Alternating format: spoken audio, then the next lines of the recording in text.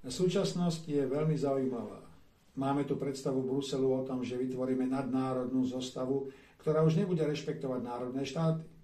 Máme tu stovky rokov histórie, ktoré ukázali vývoj jednotlivých krajín. Ukázali vývoj Slovenska, Maďarska, Poľska i ďalších krajín.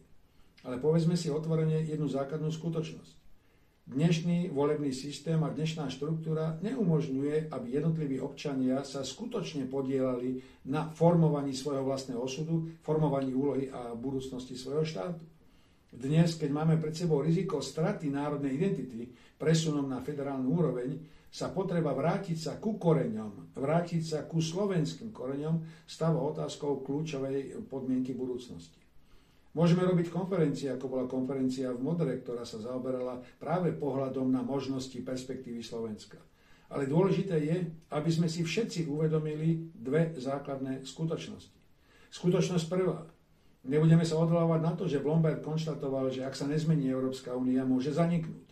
Druhá, ak zanikne Európska únia, sme schopní zvládnuť svoj vlastný štát, sme schopní zvládnuť vlastný osud a vlastnú budúcnosť, sme schopní vytvoriť systém účasti občanov na riadení tejto spoločnosti, tohto štátu. A zaujímavé je, že existuje odpoveď. Sú tu skupiny nadšencov, ktorí vytvorili zaujímavé programové riešenie tejto otázky. Vytvorili možnosti, akým spôsobom by sme mohli reagovať na budúcu štruktúru štátu. Ale uvedome si aj druhú stránku. Vyžaduje to účasť každého z nás. Ale vyžaduje to nielen pasívnu účasť, ale aj prevzatie zodpovednosti za vlastný osud, osud svojej dediny, mesta i za osud Slovenska. Ak niekto bude argumentovať, že nemáme technické riešenie, ktoré by to umožňovalo spraviť, veď máme dnešný politický systém. Uvedome si, že najväčšia nevýhoda dnešného systému je v tom, že zodpovednosť delegujeme na politické strany a už nemáme žiadny vplyv na ďalší vývoj.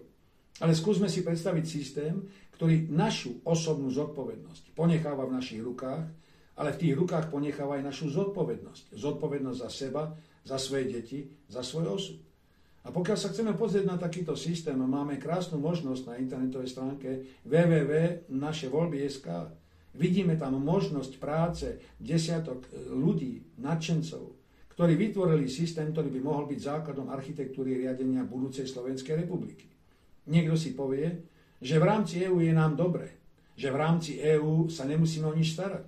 A presunom kompetencií na Brusel už vôbec nemusíme nič riešiť. V skutočnosti je to však vzdanie sa zodpovednosti za svoj vlastný osud, za jeho ovplyvňovanie, za jeho riadenie, ale nielen nás, ale pre všetkým našich detí, našich vnukov. Nestojí nám za to, aby sme sa angažovali, oboznámili s týmito technológiami riešenia, oboznámili sa s tým, že existujú možnosti, ako zmeniť vládu ľudu, ale prosím vás, nie abstraktný pojem. Je to vláda každého z nás. Ale spolúčasť na riešení spoločnosti zároveň znamená aj obrovskú mieru osobnej zodpovednosti. Toho, že nie sme pasívnymi občanmi, že sme aktívnymi. A skúsme sa pripraviť na tento deň po. Ja netvrdím, že Európska únia zanikne zajtra. Ale pripravíme sa aj na situáciu, v ktorej budeme musieť rozhodnúť o svojom vlastnom živote. Dnes sa všetci obávajú, čo bude ďalej, keď nebude Brusel, nebude Európsky parlament. Keď Brusel za nás nebude riešiť všetky naše problémy. Ale tak, ako Slováci vždy doteraz prežili najhoršie krízové stavy, ako boli turecká expanzia, protihabsburské povstania a podobne, aj dnes máme nadšencov a ľudí, ktorí myslia na budúcnosť a pripravili takýto systém. A práve takýto systém možného riadenia spoločnosti, netvrdíme, že jediný správny a jediný existujúci, ale systém, ktorý stojí za úvahu, za preštudovanie a za zváženie, či chceme ísť touto cestou. A skúsme sa na tento systém pozrieť a povedať si otvorene, chceme držať vlastný osud vo vlastných rukách, alebo chceme byť len nejakým pasívnym subjektom práva Bruselu alebo niekoho iného, s tým, že je to síce výhodné, máme vinníka za vlastnú nezodpovednosť, ale naše deti nám to nemusia odpustiť. A v tomto kontexte, ak si uvedomíme, že skutočne Európsku úniu mnohé renomované svetové inštitúcie hodnotia ako nereformovateľnú a problémovú, skúsme zvažovať, čo ďalej. A to, čo ďalej, má mnoho rovín.